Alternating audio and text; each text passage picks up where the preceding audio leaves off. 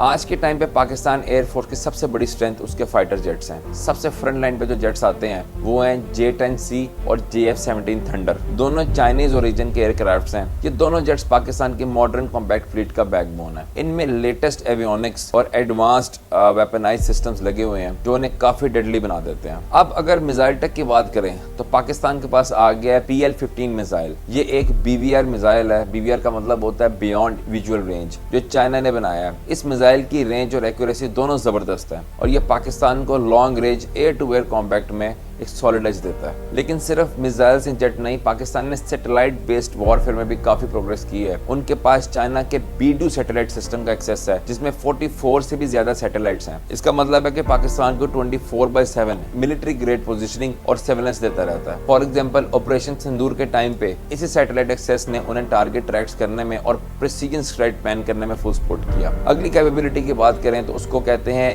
AWACS यानी airborne early warning and control system. Pakistan के पास 9 AWACS aircrafts हैं। इनका काम होता है long range tracking, real time target identification और बैटलफील्ड कोऑर्डिनेशन। इसके बाद बात करते हैं इलेक्ट्रॉनिक वॉरफेयर पे। ये एक ऐसी डोमेन है जहां पाकिस्तान ने पूरी दुनिया को दिखाया है कि वो कितना कैपेबल है। याद है वो 2019 बालाकोट वाला कॉन्फ्लिक्ट, अभिनंदन, दैट इज फैंटास्टिक। ये उस टाइम पे पाकिस्तान ने इंडियन कम्युनिकेशन के सारे सिस्टम जैम कर दिए थे। सिर्फ ये नहीं बल्कि उन्होंने इंडियन एयरफोर्स पायलटेड कन्वर्सेशन तक इंटरसेप्ट कर ली थी। उसका एक वीडियो उन्होंने दुनिया को भी सुना के दिखाया कि हम इस हद तक कैपेबल हैं। और ये सब और ये जितनी भी कैपेबिलिटीज मैंने आपको बताई हैं, इन सबको AI के जरिए कनेक्ट करता है पाकिस्तान का लिंक 17 डाटा लिंकिंग सिस्टम। इस सिस्टम से हर एक यूनिट, चाहे वो जेट्स हैं, ग्राउंड्स हैं, रेडार्स हैं, AWACS है, सबको रियल टाइम में बैटल फील्ड को जो है ना AI के जरिए कनेक्ट करता है और हमें अपडेट देता रहता है। हर एक प्लेटफॉर्म एग्जैक्टली जानता है कि बैटल फील्ड के अंदर क्या हो रहा है, किसको क्या असाइनमेंट दी जा रही है और क्या अगला प्लान कर रहे हैं। तो ये सब था पाकिस्तान के पास fighter jets, BVR, missiles, satellite support, AWACS, electronic warfare. इसके अलावा भी और बहुत कुछ है पाकिस्तान के पास जिसके ऊपर मैं मजीद रिसर्च करके आपको अपडेट करूंगा। एंड मैं ये कहना चाहूंगा, हमें फख्र है अपनी PAF पे, हमें फख्र अपनी आर्मी पे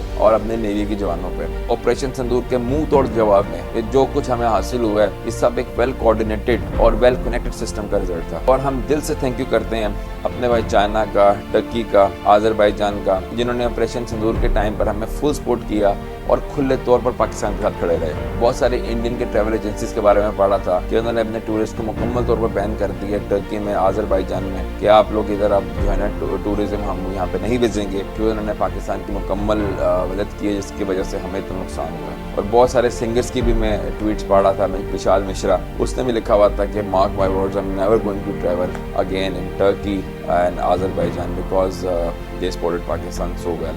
और सबसे बड़ी बात, हमें अपनी नेशन में भी फख्र है। हमारी नेशन पूरी तरीके से बिखरी हुई थी, लेकिन इस मौके के ऊपर हमने पूरी दुनिया को बताया कि ये सारे हमारे इंटरनल मसले हैं, हम खुद इनको डील कर लेंगे। लेकिन किसी ने अगर हमारे पे आंख उठा कर भी देखा तो हम सब एक झंडे के नीचे एक नेशन बन के दिखाएंगे। हर बंदा, हर इंस्टीट्यूट एक ही पेज पे था और इंडिया को पूरी तरीके से बैकफुट पे किया। और यही असली पावर होती है। जो भी नेशन एक होती है तो दुश्मन बैकफुट पर रहता है। मिलते हैं आपसे अगले वीडियो में। बहुत बहुत शुक्रिया।